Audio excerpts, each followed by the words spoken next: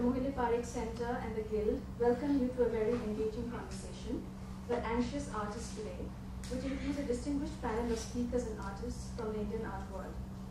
Being anxious is second nature to being an artist. This is so in any period and in any place. But every particular period and place gives a specific form and content to artists' anxieties. This panel discussion proposes to address certain anxieties in relation to our own times and see how different generations of artists are affected by them. Anxieties like career woes, the difficulties of finding a niche in the art world, making a name, choosing one's ambition level, and secondly, psychological anxieties arising from trying to match one's personal attitudes with curatorial and art market demands, anxieties of being left behind by the avant-garde and not making to artistry, etc. And thirdly, and most importantly, anxieties about real artistic choices being made in the studio and how professional and psychological factors affect or do not affect these artistic choices. Our panelists for this evening are Siva, Kumar, Gieve, Patel, Sudhir Patwardhan, Rakhi, Peswani, Prajakta, Potnis, and Kaiwan, Mehta. The discussion will be moderated by Ranjit Hoskote. We are aware of the significant work of all our speakers, and I will not go into detailed biographical introductions, but just speak very briefly about each of them. R. Siva Kumar is an art historian, art critic, and professor of art history, Kalapavana, Vishwabharati Shantiniketan. Gieve Patel is a poet, playwright, physician, and self-taught artist who has engaged significantly with the human condition. Sudhir Patwardhan is a radiologist and self-taught artist with a diverse body of work depicting the working class, the city, and familiar interpretations. Rakhi Peswani is an artist who is trained in both painting and sculpture from MS University of Baroda. She currently lives and works in Bangalore and teaches at the Srishti School of Art and Design. Prajakta is not here, but I'll just briefly talk about her. She's on her way, caught in traffic. Prajakta Potnis graduated from the JT School of Arts, and her works evolve out of intimate personal encounters with the home and the city. Kaiwan Mehta is an architect, urban researcher, and managing editor of Domus India magazine. He is also the director of ARPA, Research Initiatives in Architecture. The discussion will be moderated by cultural theorist, poet, art critic, and independent curator, Ranjit Hoskote. Before we begin, I'd like to announce a forthcoming short course titled Value of Culture, Cultural Entrepreneurship and Sustainability, scheduled for December 15 to 19, 2012. Applications are open, and this course is being offered in Mumbai by the Centre for Research in Arts and Economics, Netherlands, in collaboration with the Mohile Parikh Centre. Please contact our office for further details. And I invite our speakers to join us on stage, and also invite Ranjit Hoskote to open the discussion. Thank you. But I'm wondering if we can possibly make some changes here. Do you think we can just have the house lights as well? Well, thank you all for being here this evening. And I also want to thank the NBCB, the NGMA, and the Guild for having made this occasion possible. And it's in the context of two extremely interesting exhibitions, Sudhir Patwardhan's recent paintings and drawings at the Guild, and indeed the Great Survey exhibition of Ramkinkar Berge's work curated by K.S. Radhakrishnan, which is in fact our context here. Because all of these circumstances point us to the very paradoxical predicament of being an artist. Because on the one hand, what you are doing is to research, redefine, conspire within yourself and secure a ground for your own articulation. But you are doing that in the face of the most precarious circumstances that surround your practice. So as we were discussing the nature of this evening, we all found that we were circling around the three kinds of anxieties that Amrita has just spelled out. Professional anxiety, which has to do with simply carrying on with a practice and refining that practice in the face of changing economic circumstances, for better or for worse. And as we go along, I hope that we will examine the complexities of this particular predicament. The psychological anxieties, of course, have to do with the seemingly migrant goalposts of practice, which is something that constantly confronts every artist. And we also live in a time of extremely contested, vexed, fast-changing definitions of practice. So as we go along, again, I'm also hoping that various contributors to this discussion will talk a little bit about the very delicate situation of being an artist and not being sure whether you have made it or whether you have yet to make it, or even what the precise definitions are. And this has a lot to do also with many conversations that some of us have had here with the nature of the contemporary. Exactly how is contemporary art to be defined? What are the reference points? Does it have to do with a certain, in fact, Siva Kumar, who's one of our distinguished speakers today, has famously spoken of a contextual modernism as developed. Is it other kinds of alternative modernisms that have developed in these parts? Or are we still referring to developments that emerged in Western Europe and North America? So that is another set of questions.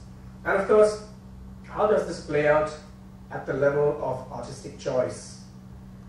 What happens to the unfolding deep logic of the individual practice at a time when choices multiply, forms are quickly superseded, there are very quick changes of tempo and tenor, and the entire nature of what constitutes art seems to be up in question? Because we are, of course, living in the aftermath of institutional critique, of the social project, of the pedagogic turn, and all kinds of other redefinitions of what it means to do art, to perform the condition of being an artist. So I've always been haunted by this marvelous title of a novel by Milan Kundera, Life is Elsewhere. And it strikes me that very often many of us here, artists as well as others involved with the domain of art and art making, are constantly wondering if, in fact, life and art are elsewhere. So with these words, I'm going to simply begin by inviting Shiv Kumar to begin. We will each make a presentation, and I'm hoping that Shiv Kumar will revisit the history that he has so marvelously studied over the years, the context of Shantiniketan and the model of being an artist as developed by the artists of Shantiniketan. And it would be nice to brace that discussion of how the line between art and life was breached in Shantiniketan with other more dominant discussions of how that was done by, say, the historical avant-gardes of the early 20th century in Europe. Shiv Kumar, could I invite you to? Would you use the lectern, or? Well, as Ranjit said,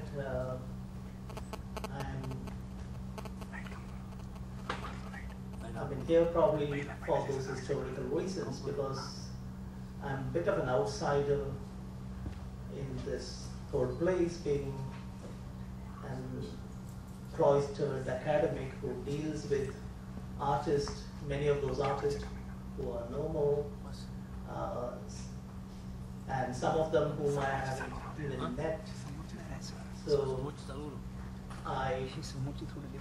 only thing I can hope is that since I have been dealing with them for quite some time, and they form a very closely knit group of artists, I have sort of learned probably to read their minds a bit, and perhaps maybe guess what light and art was for these artists.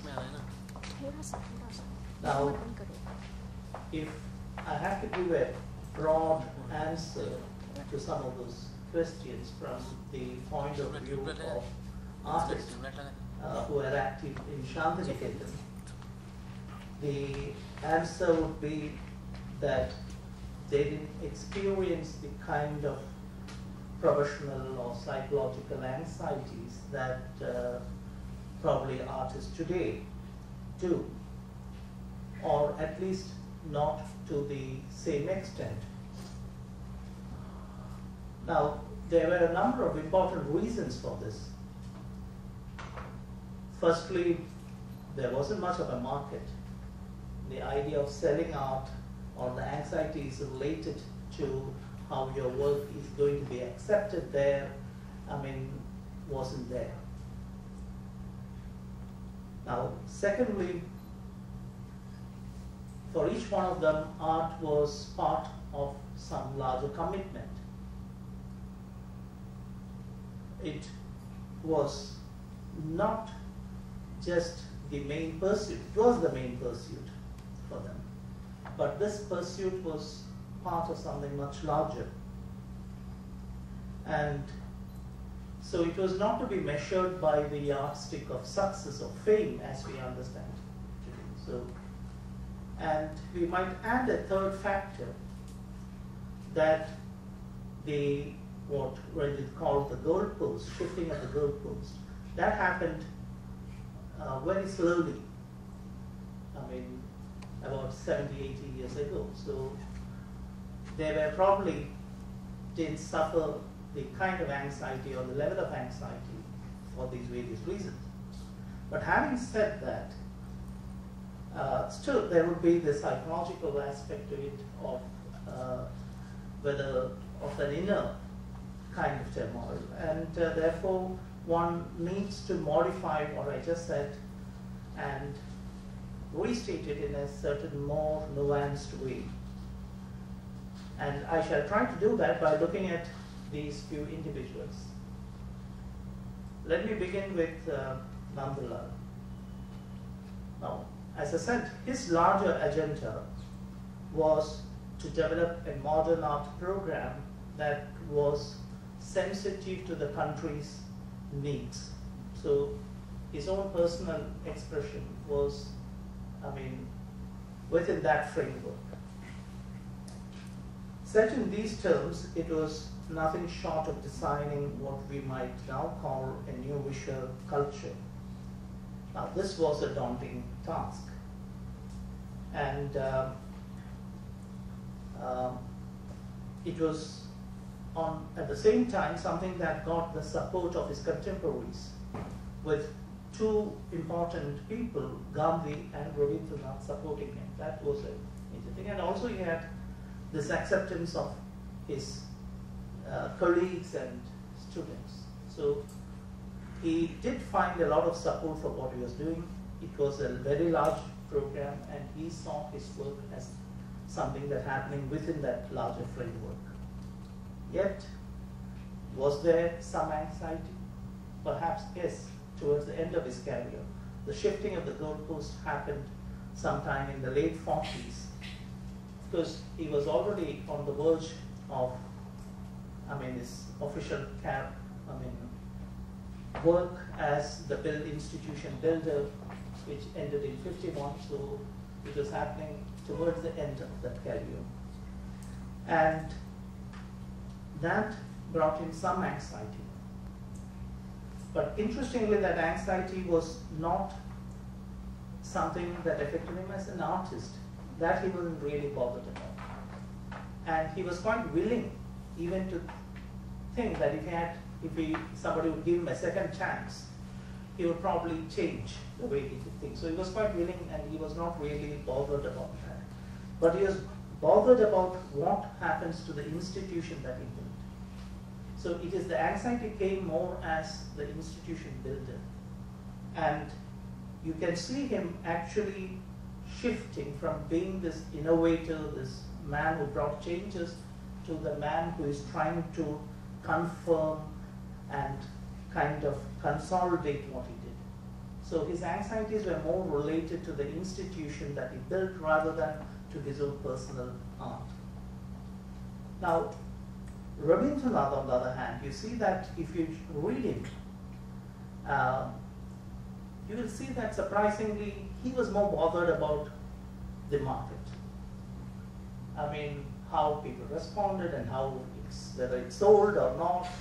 He was excited and he was disappointed by when it didn't sell, and so on. But interestingly, if we just take those letters and statements at face value, we might miss something.